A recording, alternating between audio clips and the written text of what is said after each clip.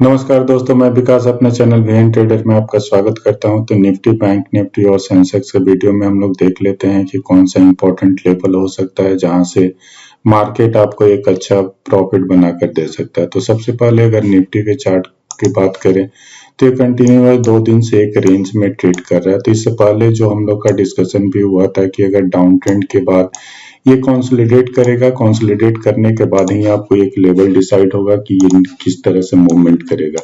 क्योंकि previous chart पे पहले भी मैंने दिखाया था कि जब भी मार्केट अगर कंटिन्यूअस डाउनफॉल करता है तो उसके बाद ये कंसोलिडेट करता है। कंसोलिडेट करने के बाद ही आपको आगे का ट्रेड डिसाइड होगा कि ये अपसाइड जाएगा या फिर इस रेंज को कहां पर ब्रेक करता है। तो अभी का जो सिनेरियो है, यहाँ पर कंटिन्यूअस 2 दिन से अच्छा कंसोलिडेट किया है। तो 15 मिनट टाइम फ्रेम पर चलिए कुछ हम लोग इम्पोर्टेंट लेवल डिस्कस कर लेते हैं जहां से मार्केट अराउंड हो सकता है।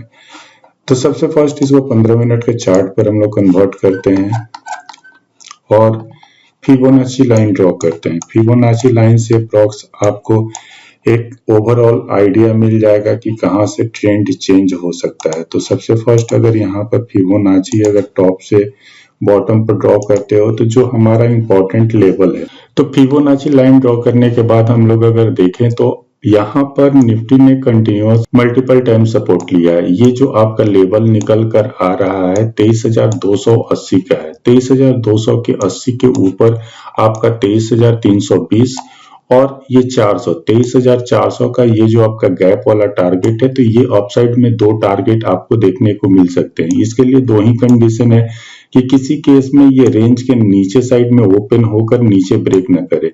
अगर इसी रेंज में कहीं पर ओपन होता है 23,250 के ऊपर अगर ओपन होता है तो ये आपको अपसाइड का मूवमेंट देखने को मिलेगा। आपको ये भी ध्यान देना होगा कि 15 मिनट का जो स्टार्टिंग का कैंडल होता है 9:15 का, वो किस तरह का कैंडल बनता है। अगर वो किसी तरह से बुलिश कैंडल बनता है तो उसके ऊपर आप लोग स्टॉप लॉस लो का लगा करके आप लोग बाइंग कर सकते हैं। कंडीशन यहाँ पर बहुत अच्छा आपको देखने को मिलेगा। 1-2 दिन में ही आपको एक बड़ा सा मूवमेंट आइदर अपसाइड या डाउन साइड आपको देखने को मिल सकता है। क्योंकि निफ्टी को अगर देखा जाए तो ये कंटिन्यूअस 2 दिन से यहाँ पर कंसोलिडेट कर लिया है और यहाँ पर आपको जो रेंज निकल कर आ रहा है ये कंप्लीटली रेंज है 23,320 और उसके बाद ये जो हमारा गैप निकल कर आ रहा है 23,400, तो 23,400 तक के ऊपर के टारगेट आपको देखने को मिल सकते हैं। लेकिन अगर किसी भी केस में ये अगर डाउन साइड में निकलना होगा तो इस रेंज में ही ओपन होगा। मतलब कल का ओपनिंग भी इंपॉर्टेंस रखता है कि किसी भी केस में इस गैप डाउन नहीं होना चाहिए। गैप डाउन के केस में फिर से आपको ये नीचे का लो 23,000 तक के लेवल देखने को मिल सकते हैं। तो कल का दिन निफ्टी, बैंक निफ्टी और सेंसेक्स के लिए थोड़ा सा इंटरेस्टिंग है। काफी अच्छा रेंज पैटर्न बना हुआ है, तो देखना है कि किधर साइड ब्रेक होता है। चलिए हम लोग बैंक निफ्टी को देख लेते हैं कि बैंक निफ्टी में कौन सा इंपॉर्टेंट लेवल है। तो बैंक निफ्टी थोड़ा सा निफ्टी के मुकाबले इसका रेंज थोड़ा सा इस तरह से पैरेलल चल रहा है और ये बॉटम पर है।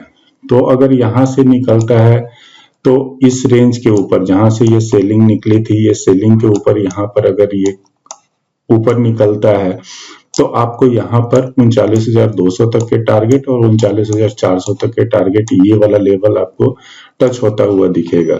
ये पैटर्न अभी भी वीक है। अगर यहाँ पर किसी भी केस में अगर ये नीचे साइड ब्रेक करता है तो ये आपको 48,400 और 48,000 तक के भी नीचे डाउन साइड टारगेट दिख सकता है।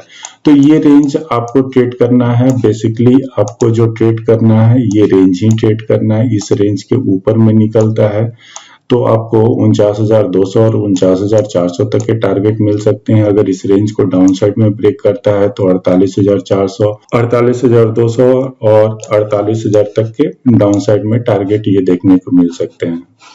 सेंसेक्स की बात करें तो सबसे अच्छा पैटर्न जो बना हुआ है वो सेंसेक्स में बना हुआ है कि 2 दिन से सेंसेक्स ने काफी छोटे रेंज में ट्रेड किया है।